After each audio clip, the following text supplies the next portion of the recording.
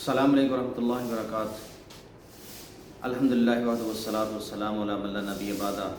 ناظرین محترم، رمضان شریف کے رمضان المبارک کے پرسعادت گھڑیاں جو ہیں وہ ہماری زندگی سے گزر رہی ہیں، اور ان گھڑیوں کے اندر ہمیں چاہیے کہ رب کے ساتھ زیادہ سے زیادہ تعلق بنائیں اور اللہ کے ساتھ زیادہ سے زیادہ محبت ڈالیں۔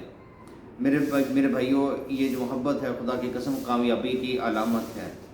اللہ کے ساتھ جو محبت کرتا ہے وہ کامیاب ہوتا ہے، جو رب سے دور جاتا ہے وہ کامیاب نہیں ہوتا۔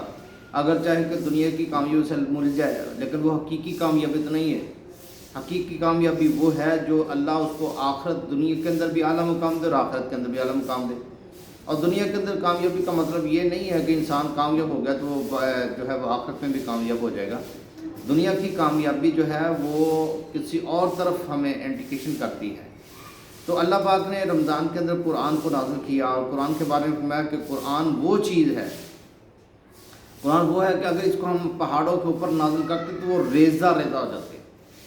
کیسے اس کا خوف ہے، کیسے اس کی ہیبت ہے، اور کیا اللہ پاک نے قرآن پاک کے اندر فرمایا۔ نبی رحمت صلی اللہ علیہ وسلم سے پوچھا گیا، یا رسول اللہ صلی اللہ علیہ وسلم کہ آپ کے بال جو ہیں وہ کچھ سفید نظر آتے ہیں۔ آپ نے فرمایا مجھے قرآن کی چند صورتوں کا نام لے کے بتایا کہ انہوں نے مجھے بوڑھا کر دیا ہے۔ یہ قرآن جو ہے یہ انسان کو زندگی دیتا ہے، انسان کو پاکیزگی دیتا ہے، انسان کو جو ہے شفا دیتا ہے، اور انسان کو جو ہے اعلیٰ مقام کی طرف لے کر چاہتا ہے۔ اللہ کے رسول صلی اللہ علیہ وسلم سے پوچھا گیا، یا رسول اللہ صلی اللہ علیہ وسلم، حدیث کا مفہوم ہے نبی صلی اللہ علیہ وسلم کی حدیث کا کہ سب سے بہتر کون ہے؟ فرمایا تعلم القرآن وعلمہ، وہ تم میں سے سب سے بہتر ہے جو قرآن کو پڑھتا ہے اور قرآن کو پڑھاتا ہے۔ اور قرآن کو پڑھنا اور پڑھانا کیا ہے، قرآن کے ساتھ تعلق کیا ہے، قرآن کو سمجھنا کیا ہے۔ جو قرآن کو پڑھنے کے لیے جاتے ہیں ان کے قدموں کے نیچے اللہ کے فرشتے جو ہیں وہ اپنے پروں کو بچھاتے ہیں کہ یہ وہ لوگ ہیں۔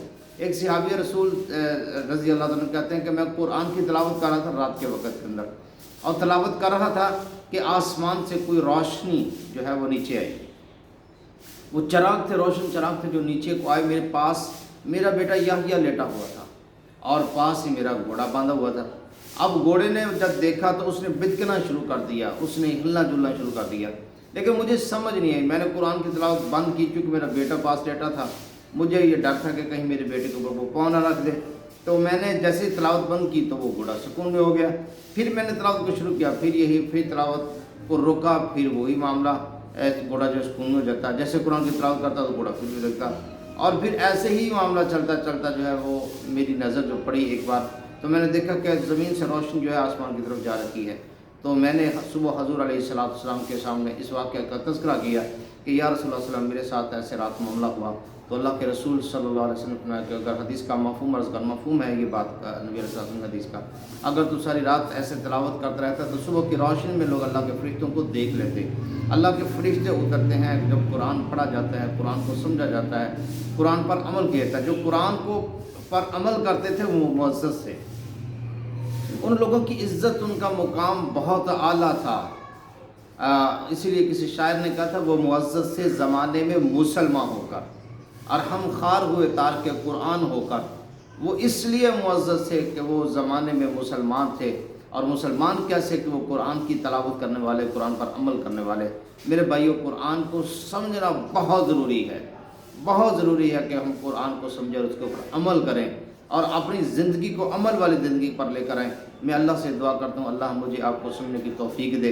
ان پرکیف گھڑیوں کے اندر، ان سعادت مند گھڑیوں کے اندر ہم اللہ کو زیادہ سے زیادہ اللہ کی جو کتاب ہے قرآن کی اس کی تلاوت کریں، اس کے معنی کو سمجھیں اور سمجھ کر پڑھیں۔ اللہ سے دعا کرتا ہوں اللہ ملک کی توفیق عطا فرمائے۔